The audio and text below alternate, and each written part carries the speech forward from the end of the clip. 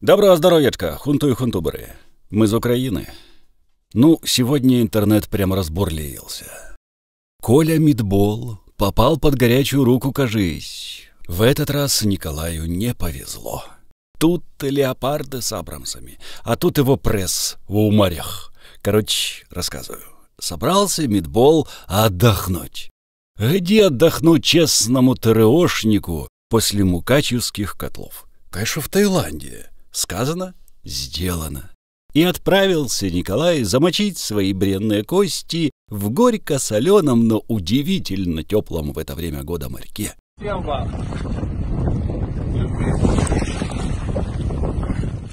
И все бы ничего. Да тут один чувачок, с которым они все время тягаются, у кого бицуха мощнее, взял да и издал указ. Не сметь боярам по морькам кататься, пока главвеличнейший мивину укушивать изволят, и футболку заботливой першей леди постиранную всему миру в зуме показывают. Долго ли, коротко ли, в общем, обиделся царь люто, как узнал, что его любимый указ, любимый же повар превселюдно чуть не отое. И наказал царь Арахнамии написать злобный пост в телеграммике и довести до ведома всех, что не желает он более медболовских коклет, а желает он только мивину смачную из рук ермаковских. Так нехитро окончена публичная карьера придворного повара, ибо нефиг. В этом месте должны раздаться аплодисменты из всех аккаунтов с тетками на аватарках за 50 и статусом «Лучший президент». Аплодисменты, да.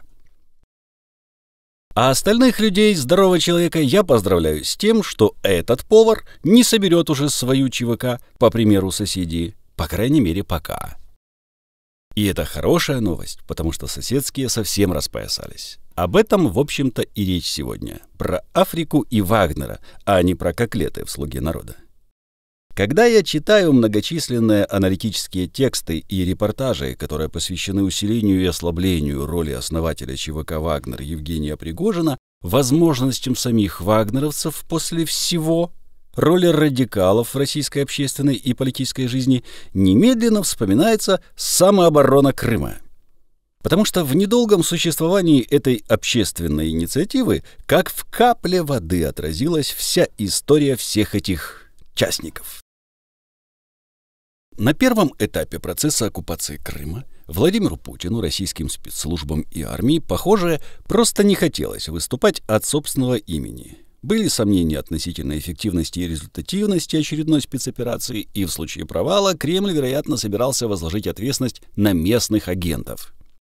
Уже потом, когда стало ясно, что процессы продолжаются успешно для Кремля, на сцене появляются уже не бойцы самообороны Крыма, а вежливые зеленые человечки, которые, впрочем, не спешат признать себя теми, кем они являются на самом деле – российскими военнослужащими. И, наконец, когда процесс оккупации сменяется процессом аннексии, лично Путин признает, что всю операцию проводили российские вооруженные силы. Вагнер – ровно такая же декоративная структура, уверен, как и самооборона Крыма, а Евгений Пригожин – такой же самостоятельный политик, как, например, Сергей Аксенов.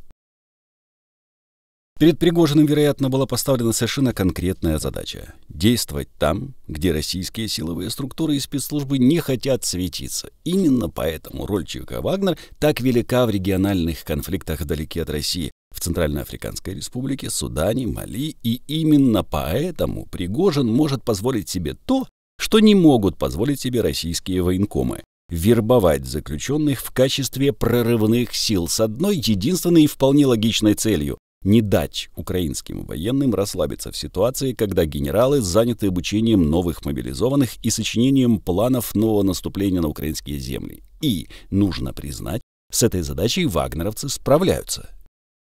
Когда говорят об огромных потерях этой частной компании, то забывают, что в этих потерях весь смысл.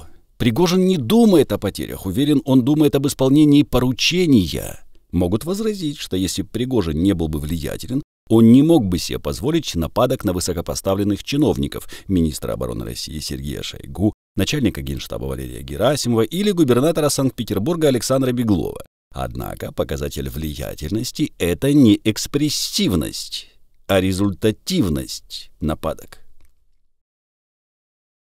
Чиновники, которые сталкиваются с критикой Пригожина, ее попросту не замечают. Их аппаратный вес не уменьшается. По большому счету, Шойгу, Герасимов и Беглов с одной стороны и Пригожин с другой – это разные шестеренки. И тот круг, в котором кипятится Пригожин, никак не может повлиять на судьбу обитателей ближнего круга назначенцев Владимира Путина. К тому же способность критиковать чиновников должна подтвердить именно легенду частной компании, хотя при этом все прекрасно понимают, что Вагнер — это продолжение спецслужб.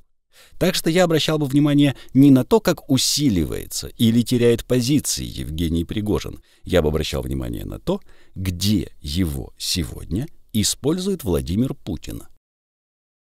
Не только в Солидаре или Бахмуте. Как раз на этой неделе правительство африканской страны Буркина-Фасо, стратегически важного государства с точки зрения французского военного присутствия в конфликтных зонах, заявило о прекращении сотрудничества и выводе французских военнослужащих. Президент соседней Ганы Нана Акуфо-Аддо еще в декабре прошлого года на встрече с государственным секретарем США Энтони Блинкеном утверждал, что Вагнер уже обосновался в Буркина-Фасо. Сегодня российские наемники находятся на нашей северной границе. Буркина-Фасо договорилась нанять группировку Вагнера и сделать то, что сделала Мали, а взамен, я полагаю, им выделили шахту на юге Буркина-Фасо.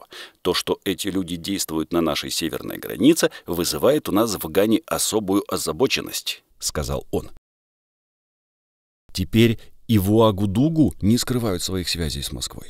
Новость о выводе французских войск появилась вскоре после встречи российского посла в Буркина-Фасо Алексея Салтыкова с премьер-министром Буркина-Фасо Аполлинером Кьелемом де Тамбелой. А после дипломатов в Африке, как правило, появляются российские вежливые люди. И это и есть ответ на вопрос, зачем такие, как Евгений Пригожин, вообще нужны Владимиру Путину. Сегодня самооборона Крыма, потом Донбасса, ЦАР или Мали, а теперь еще и самооборона Буркина-Фасо. И всюду одно и то же, а российская власть как бы и никакой ответственности не несет. Это лишнее напоминание мировым политикам в качестве ответа на вопрос, где остановится Путін. Слава Україні! Слава ЗСУ! Ставайте донаторами Пенса, підпишіться і передивіться ролик на другому каналі 24UA Пенс. Зробіть і тут і там червону пімпочку сіренькою, потім тицніть дзвоника, виберіть всі нагадування, бо більшу частину доходів каналів Пенс відправляє на перемогу, тож це і буде ваш внесок в перемогу України.